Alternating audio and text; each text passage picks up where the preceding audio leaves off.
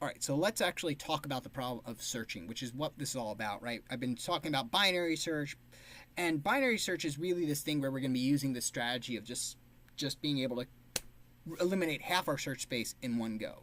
We contrast this with linear search, right? Now, searching, which is this problem of searching for an item in an array or a list, is one of the most common problems in computer science. Right? And we're familiar with the way that a linear search works, right? And it's the way you have to do something if you don't know anything about the items you're working with, right? As you're about to see, binary search is only going to work on items that are sorted, and also items that are sortable as a result. So a linear search works something like this: public static void, int, because we're going to return the index of what we're searching for. Linear search.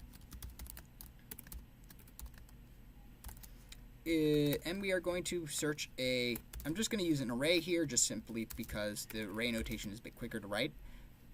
Int target, but there's no reason why you can't do either of these on a list. So we are going to search an array for a target. Okay.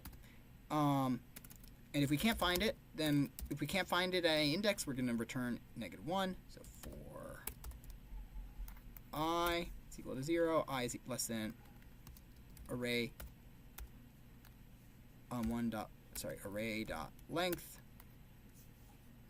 If Ri is the target, if that is what I'm looking for, return I. Right? This is linear search, takes O of n time because we go through all the items in the array. One item, one check. One item, one check. One item, one check. Okay. Now, binary search, it works like this, right? It's a recursive searching algorithm that's based off the process of this game that we played, the whole let's search in the middle. And it can only be done on an array that's been sorted, or a list. So best cases, so we have to, so again, it's recursive, so we have to figure out our base case and our recursive cases. The recursive cases are almost always, believe it or not, easier than base cases to figure out. Okay? The recursive, and this goes like this. Okay, so the recursive cases, I'm going to choose the item in the middle. If it's not the item I'm looking for, then, right, so I've got all these sorted items over here, like, let me go ahead and take this and write the sorted element, right? Going to do 1, 3, 5, 6, 7, 8, 9, 100, 101, right? It doesn't matter what the numbers are so long as they're sorted. So how many numbers do I have? I have 1, 2, 3, 4, 5, 6, 7, 8, 9 items. I have 9 items. So I'm going to choose the middle item. Not the one that's like the median value, but the one, well, actually, but the one that occurs in the middle. Well, that is the median, ain't it? Not the average is what I'm, not the thing that's closest to the average is what I'm saying. I'm actually going to choose the one that occurs in the middle, the median value. All right, so there's 4 before 7, and there's 4 items after 7, so it is the middle value. So I'm going to choose the middle value. And I'm going to ask, let's say I'm looking for 9. Okay, and I'm going to ask myself, is 9 bigger or smaller than this? And I'm going to say, well, of course, 9 is bigger than 7, so that means I will just recursively do this on this half of the array, right? And so here, and what I'm going to do is that I'm going to choose the middle of these items. Now there's an even number of items here. In that case, I'm just going to err on the side of going to the left, right, which conveniently happens to be 9. Right, the middle item happens to be 9. And here I say, okay, is 9 9? Yes, it is. Congratulations, we are done. 2 steps, 2 checks, as opposed to doing it linearly, which would have taken 1, 2, 3, 4, 5, 6, 7 steps. Pretty good. All right, so how does it work? Well, you just saw the recursive case and one of the base cases. Recursive case is that basically, hey, if the item that you're looking for if the item you're looking at isn't your target, if your target is less than the item you're looking at, right? If it's one of these guys, you should search that subsection of the array, the left half of the array. If it's bigger, then you should search the right half of the array, from here to here. Okay, makes sense. So the base cases are, say I'm searching for, let's say I'm searching for 105. Okay, this is the first base case, which is that the item, it just isn't in there, pretty much. So this is bigger. This 105 is bigger, so I'm going to search this section. Okay, so now I'm going to compare it to 9. Right, so I'm going to search this subsection of the array. Okay, the right half, and I need to first find the middle, which is 9. Is 105 bigger than 9? Yes, it is. So I'm going to search the right half of this subsection, which is 101 and 102.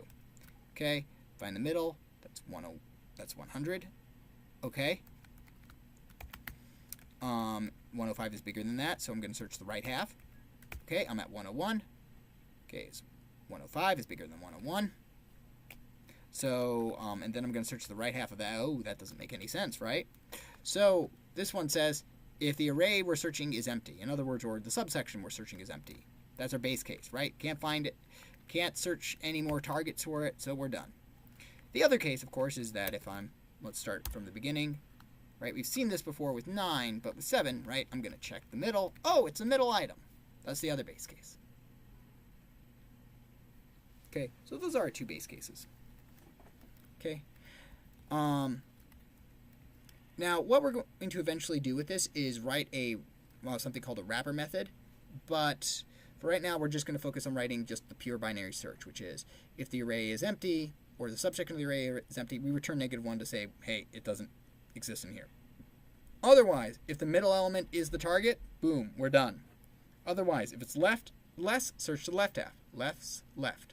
Otherwise, if it's bigger, search the right half. Okay, so how do we, and then so this will work also, by the way, with stuff that's not just numbers, but also with, the alphabet.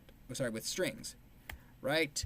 So here, our middle item is Elliot. We're looking for Dustin. Dustin comes before Elliot, so we're going to search the left half. Dustin comes before Debbie, so we search the right half. Dustin is Dustin, so we are done. Okay, and the overall, and so if we do this on a sorted array or sorted list, then each step takes log n time, which is fantastic. Specifically, it takes, so to emphasize this, if we double the size of our search space, it requires only one more step, right? With the linear search, if we search twice as more items, we have to we have to do twice as many if checks. Here, with binary search, if we double the amount of items we have to do, if we double the amount of items we have to check, then we just need one more step of binary search. We have to split it in half one more time. Like, to emphasize this, 32,000 items, 32,768 items, takes only 16 probes, 16 steps to do. Now I'm going to make this on integers at first, and then I'm going to change it into just something completely generic using the comparable method. Okay, so public static. I'm going to go, and so why don't I go ahead and just split this up into another video for review's sake.